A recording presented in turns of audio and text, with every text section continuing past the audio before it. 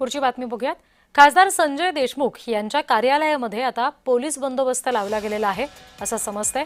एकीकडे ऑपरेशन टायगरची चर्चा सुरू आहे आणि अशातच आता संजय देशमुख यांच्या कार्यालयातील जुने पोस्टर्स, फोटो हटवण्यात आलेले आहेत। पोलीस बंदोबस्त हा त्यांच्या कार्यालयाच्या बाहेर तैनात करण्यात आलेला आहे।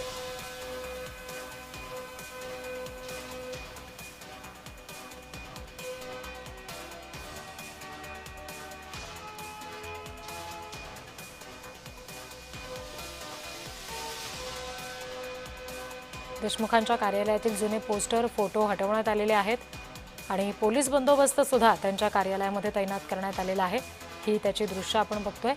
वाशिम इथे कार्यालयामध्ये पोलीस तैनात करण्यात आलेले आहेत।